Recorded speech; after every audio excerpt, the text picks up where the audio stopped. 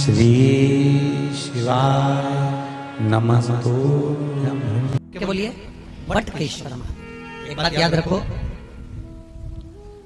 कोई बच्चे पढ़ाई कर रहे हो और उनका चित्त, उनकी वृत्ति, उनका मन पढ़ने में नहीं लग रहा,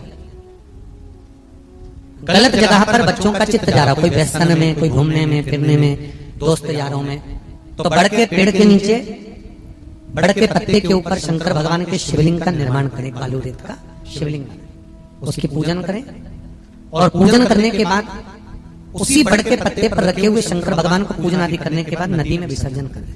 उस बड़ के पत्ते को लेकर आए जहां पर बालक सोता हो, जो गलत संगत में पड़ रहा हो, या गलत जगह जा रहा हो, या चिड़चिड़ प्रवृत्ति में हो, उसके पलंग के सिराने में उस पत्ते को 1 महीने के लिए रख दीजिए। बच्चा गलत संगत से छूट जाएगा, उसकी चित्त वृत्ति वापस विद्या की ओर अर्जन होने में लग जाएगी। वटकेश्वर महादेव का इतना प्रमाण हमारे शास्त्र वर्णन करते हैं महाराज। वटकेश्वर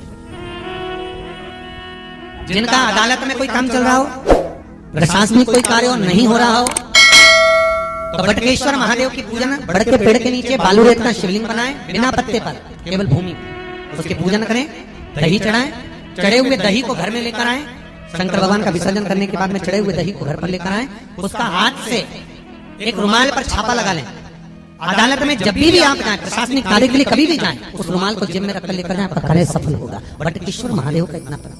वटकेश्वर महादेव का पूजन अर्चना स्मरण जीव को सुख प्रदान, भगवान शंकर को आनंद की अनुभूति करा। वटकेश्वर महादेव, ये वही वटकेश्वर महादेव का प्रमाण वर्णित किया करते हैं। अगर हमारी दुकान नहीं चलती, धंधा पानी नहीं चलता, व्यापार नहीं चलता, तो उसके लिए वटकेश्वर महादेव का पूजन किया जाता है। सही व्यापार ना हो, लक्ष्मी कमा नहीं रहे हो, बहुत मेहनत कर रहे हैं, फल 1 रुपया नहीं मिल रहा, अथक प्रयास किया जाए, और अगर फल नहीं है तो वटकेश्वर महादेव का पूजन करें। उसके लिए भी कहा, पर उसके लिए हमारे यहाँ वर्णन किया गया, बड़ के पत्ते के ऊपर पीपल का पत्ता रखना पड़ता है, और पीपल के पत्ते के ऊपर फिर खाकर का पत्ता, इन तीनों को रखकर बालू का शिवलिंग बनाकर केसर में चंदन घोलकर वटकेश्वर महादेव का अभिषेक करते हैं पानी में घोल, और शिव को चढ़ाकर उसी केसर चंदन का जल और 5 पत्तों में 3 पत्ते जो आपने रखे उसमें से कोई भी एक पत्ता ले जाकर व्यापार वाले स्थान पर उसको रख दीजिए। उसी चंदन में, उसी केसर चंदन में मिला हुआ वो पत्ता चिपका हुआ, आपको केवल आपने आज रखा, आपको कल से अंतर मालूम पड़ जाएगा, व्यापार कैसा बढ़ता है, अपने आप उसमें सुख का अनुभव होता है। महाराज, दुनिया के लोग नहीं समझते कि शंकर पर जल चढ़ाने का क्या लाभ है।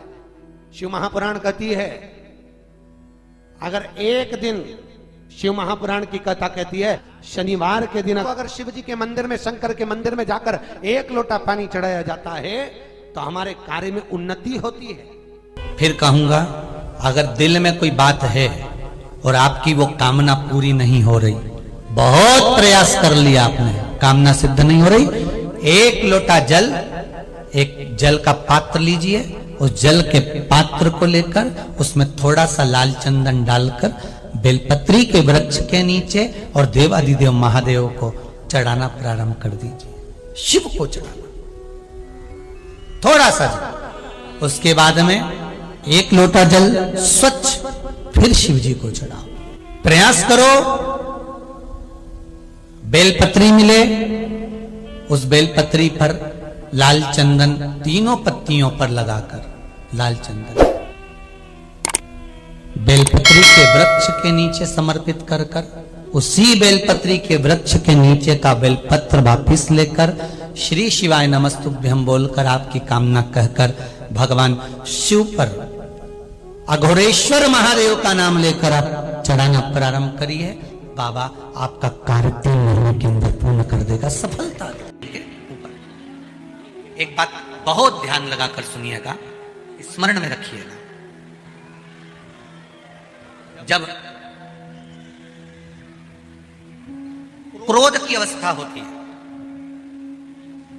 क्लेश की अवस्था होती है, अशांति होती है, तब धतूरा शिव जी को चढ़ाकर 1 लोटा जल अवश्य चढ़ा देना चाहिए। लगभग 20 से 25 मिनट लगते हैं, पर अगर हमने दिल से धतूरा चढ़ाया और एक लोटा जल धीरे धीरे धीरे धीरे देवाधिदेव महादेव को समर्पित करना प्रारंभ करा तो घर में से क्लेश, अशांति, क्रोध अपने आप धीरे धीरे शांत होना प्रारंभ हो जाता है। धतूरे में वो एक आनंद है, धतूरे में वो एक सुख है, धतूरे में वो एक आनंद है। आज भी नियम है, जिस व्यक्ति की प्रॉपर्टी नहीं बिक रही हो, फ्लैट नहीं बिक रहा हो, जमीन नहीं बिक रही हो, बहुत परेशान हो गए, कोई प्लाट लेके पटक लिया और वो बिक ही नहीं रहा, तो बड़ के पेड़ के नीचे, बड़ के पत्ते के ऊपर भगवान शंकर का बालू रेत का शिवलिंग बनाइए और बालू रेत का शिवलिंग बनाकर उस पर दही 5 चम्मच चढ़ा दीजिए। क्या चढ़ाना है? केवल दही, ना चंदन चढ़ाना है, ना अक्षत चढ़ाना है।